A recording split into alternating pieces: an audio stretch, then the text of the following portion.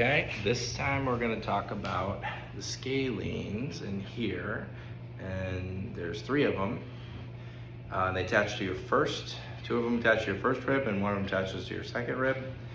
They can be a very problematic muscle. They're also tied with breathing, so you want to make sure as you're stretching these, you are exhaling to relax it and make sure it's not tensing up, as you don't want to inhale when you're doing it, because it's one muscle that definitely will be impacted directly by breathing.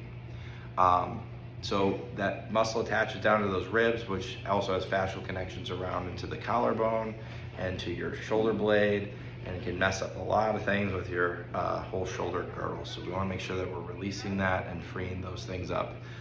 So the first thing is just a more isolated stretch. So again, I can kind of gently guide this here. So I'm going away from, that's going to be more the posterior there. If I come down, or sorry, up and across here, that's going to be more anterior and middle.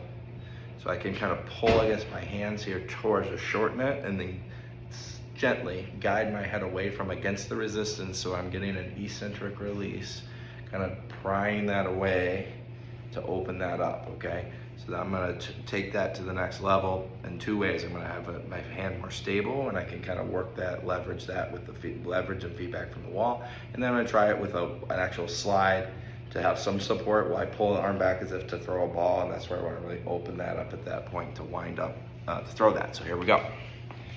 So it's gonna be kind of here, and I'm gonna be turning away from. So I'm gonna go here. I can have my hand on my collarbone there, or I can have it on my head and guide it away, kind of pulling around and through as I guide my head away from my hand, and my hand is in that position of kind of cocking back, or like a push-up kind of a position here, okay? So I can also slide the hand back. Okay, and this can be combined when you do to free up that you have tightness in that levator there, upper trap.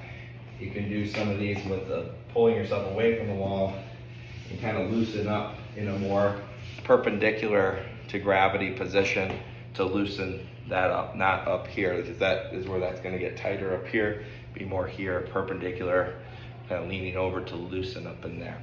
So those can be combined to help kind of free up some of the areas up there around the neck and the shoulder area.